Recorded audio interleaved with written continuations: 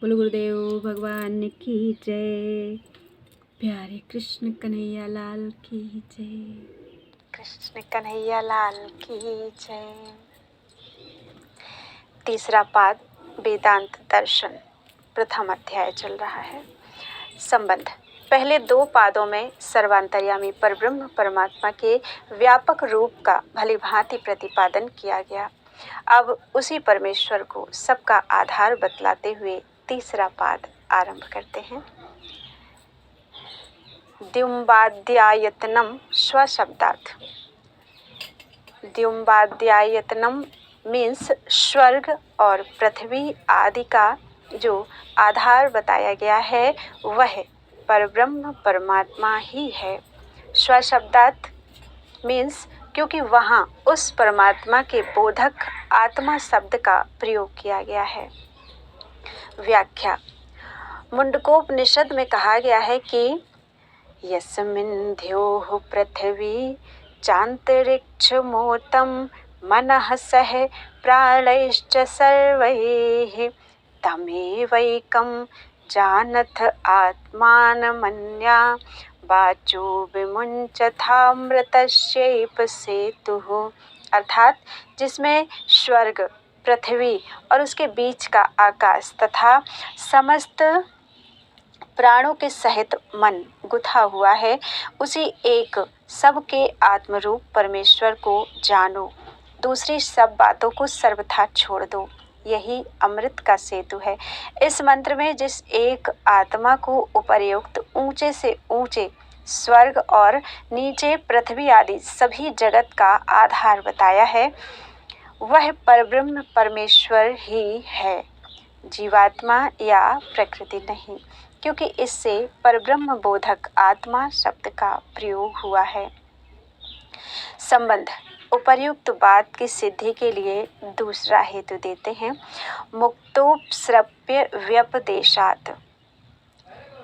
मुक्तोपश्रव्य व्यपदेशात् means उस सर्वाधार परमात्मा को मुक्त पुरुष के लिए प्राप्तव्य बतलाया गया है, इसलिए वह जीवात्मा नहीं हो सकता।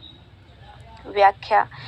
उक्त उपनिषद में ही आगे चलकर कहा गया है कि यथा नद्यः स्यन्दमानाः समुद्रेस्तं गच्छन्ति नाम रूपे विहाय तथा विद्वान् नाम रूपाद् विमुक्तः परात् परं पुरुषमुपैति दिव्यम्। जिस प्रकार बहती हुई नदियाँ नाम रूप को छोड़कर समुद्र में विलीन हो जाती हैं, वैसे ही ज्ञानी महात्मा नाम रूप से रहित होकर उत्तम से उत्तम दिव्य परम पुरुष परमात्मा को प्राप्त हो जाता है। इस प्रकार श्रुति ने परम पुरुष परमात्मा को मुक्त ज्ञानी पुरुषों के लिए प्राप्तव्य बताया है। इसलिए मैं द्युलोक और पृथ्वी आदि के आधार रूप से जिस आत्मा का वर्णन आया है वह जीवात्मा नहीं, साक्षात परमात्मा परब्रह्म परमात्मा ही है। इसके पूर्ववर्ती चौथे मंत्र में भी परमात्मा को जीवात्मा का प्राप्य बताया गया है। वह मंत्र इस प्रकार है। प्रणवो धनुः सरो ह्यात्मा ब्रह्म तल्लक्ष्यमुच्यते अप्रमत्तेन वेद्धव्यं सर्वतन्मयो भवेत्। प्रणव तो धनुष है और जीवात्मा वाण के सदृश है। ब्रह्म को उसका लक्ष्य कहते हैं। प्रमाद रहित सतत सावधान मनुष्य के द्वारा वह लक्ष्य बींधा जाने योग्य है। इसलिए साधक को उचित है कि उस लक्ष्य को वेध कर बाण की ही भांति उससे तन्मय हो जाए। यह सब बंधनों से मुक्त हो सदा परमेश्वर के चिंतन में ही तत्पर रहकर तन्मय हो जाता है, तन्मय हो जाए। इस प्रकार इस प्रसंग में जगह जगह परमात्मा को जीव का प्राप्य बताए जाने के कारण पूर्वोक्त श्रुति में वर्णित द्युलोक आदि का आधारभूत आत्मा परब्रह्म ही हो सकता है, दूसरा कोई नहीं। संबंध। अब यहाँ यह शंका होती है कि पृथ्वी आदि संपूर्ण भूत प्रपंच जड़ प्रकृति का कार्य है। कार्य का आधार कारण ही होता है। अतः प्रधान जड़ प्रकृति को ही सबका आधार माना जाए तो क्या आपत्ति है। इस पर कहते हैं तीसरा सूत्र, नानुमानम तच्छब्दात। अनुमानम मीन्स अनुमान कल्पित प्रधान, न मीन्स द्युलोक और पृथ्वी आदि का आधार नहीं हो सकता। अतच्छब्दात क्योंकि उसका प्रतिपादक कोई शब्द इस प्रकरण में नहीं है। व्याख्या, इस प्रकरण में ऐसा कोई शब्द नहीं प्रयुक्त हुआ है जो जड़ प्रकृति को स्वर्ग और पृथ्वी आदि का आधार बताता हो, अतः उसे इनका आधार नहीं माना जा सकता। वह जगत का कारण नहीं है, यह बात तो पहले ही सिद्ध की जा चुकी है, अतः उसे कारण बताकर इनका आधार मानने के लिए तो कोई संभावना ही नहीं है। संबंध, प्रकृति का वाचक शब्द उस प्रकरण में नहीं है, यह तो ठीक है, परंतु जीवात्मा का वाचक आत्म शब्द तो वहाँ है ही, अतः उसी को द्युलोक आदि का आधार माना जाए तो क्या आपत्ति है। इस पर कहते हैं चौथा सूत्र, प्राणभृच। प्राणभृत मीन्स प्राणधारी जीवात्मा, चा मीन्स भी, ना मीन्स द्युलोक आदि का आधार नहीं हो सकता क्योंकि उसका वाचक शब्द भी इस प्रकरण में नहीं है। व्याख्या, जैसे प्रकृति का वाचक शब्द इस प्रकरण में नहीं है, वैसे ही जीवात्मा का बोधक शब्द भी नहीं प्रयुक्त हुआ है। आत्मा शब्द अन्यत्र जीवात्मा के अर्थ में प्रयुक्त होने पर भी इस प्रकरण में वह जीवात्मा का वाचक नहीं है, क्योंकि मुंडक उपनिषद में इसके लिए आनंद रूप और अमृत विशेषण दिए गए हैं, जो कि परब्रह्म परमात्मा के ही अनुरूप हैं। इसलिए प्राणधारी जीवात्मा भी द्युलोक आदि का आधार नहीं माना जा सकता। संबंध, उपर्युक्त अभिप्राय की सिद्धि के लिए दूसरा कारण देते हैं। पांचवा ब्रह्मसूत्र, भेदव्यपदेशात। भेदव्यपदेशात मीन्स यहाँ कहे हुए आत्मा को जीवात्मा से भिन्न बताए जाने के कारण। प्राणभृत न मीन्स प्राणधारी जीवात्मा सबका आधार नहीं है। व्याख्या, इसी मंत्र में यह बात कही गई है मुंडक उपनिषद में कि उस आत्मा को जानो, अतः ज्ञातव्य आत्मा से उसको जानने वाला भिन्न होगा ही। इसी प्रकार आगे वाले मंत्र मुंडक उपनिषद में उस आत्मा को जानने वाले की हृदय गुफा में छिपा हुआ बताया गया है। इससे भी ज्ञातव्य आत्मा की भिन्नता सिद्ध होती है। इसलिए इस प्रकरण में बताया हुआ द्युलोक आदि का आधार परब्रह्म परमेश्वर ही है, जीवात्मा नहीं। संबंध, यहाँ जीवात्मा और जड़ प्रकृति दोनों ही द्युलोक आदि के आधार नहीं हैं। इसमें दूसरा कारण बताते हैं। छठवां सूत्र, प्रकरणात्। प्रकरणात् मीन्स यहाँ परब्रह्म परमात्मा का प्रकरण है, इसलिए भी यही सिद्ध होता है कि जीवात्मा और जड़ प्रकृति द्युलोक आदि के आधार नहीं हैं। व्याख्या, इस प्रकरण में आगे पीछे के सभी मंत्रों में उस परमात्मा को सर्वाधार, सबका कारण, सर्वज्ञ और सर्वशक्तिमान बताकर उसी को जीवात्मा के लिए प्राप्तव्य ब्रह्म कहा है। इसलिए यही सिद्ध होता है कि जीवात्मा और परमात्मा एक दूसरे से भिन्न हैं तथा यहाँ बतलाया हुआ स्वर्ग और पृथ्वी आदि का आधार वह परब्रह्म ही है, जीव या जड़ प्रकृति नहीं है। संबंध, इसके सिवा स्थित्यदनाभ्याम च।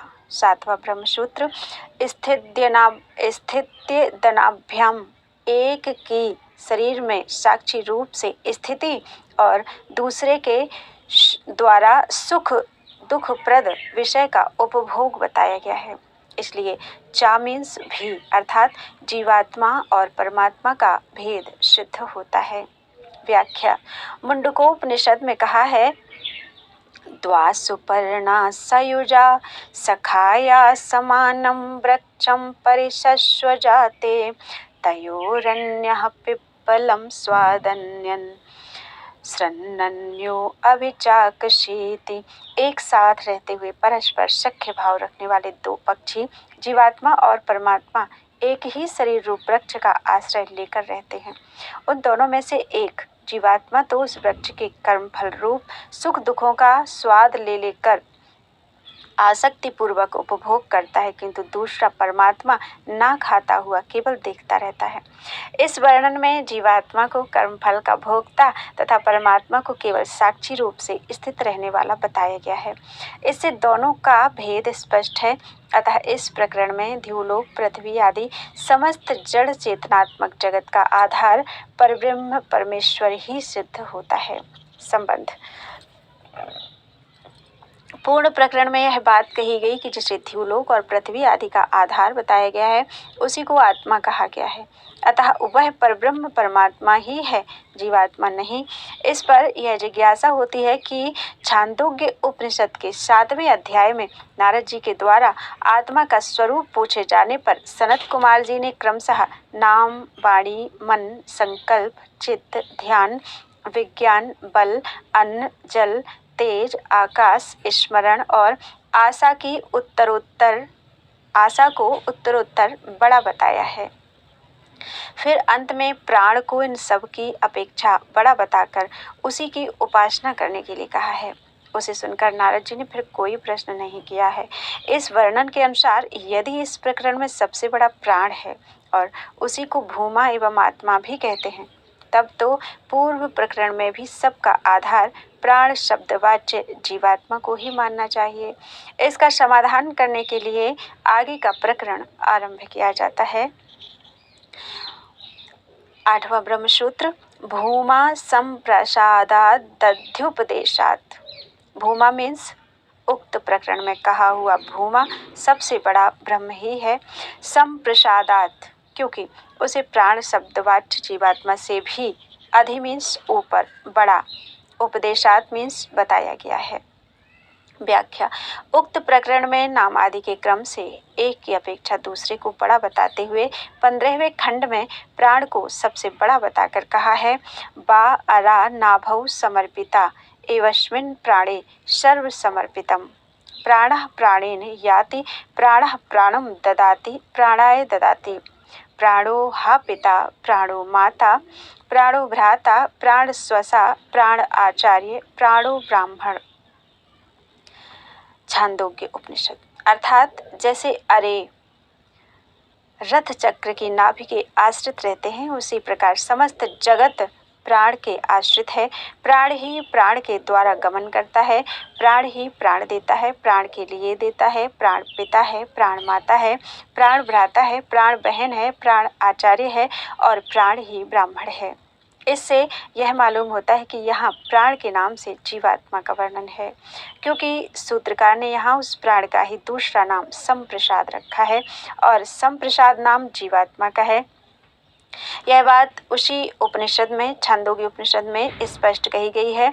इस प्राण शब्दवाच्य जीवात्मा के विषय में आगे चलकर यह भी कहा है कि यह सब कुछ प्राण ही है।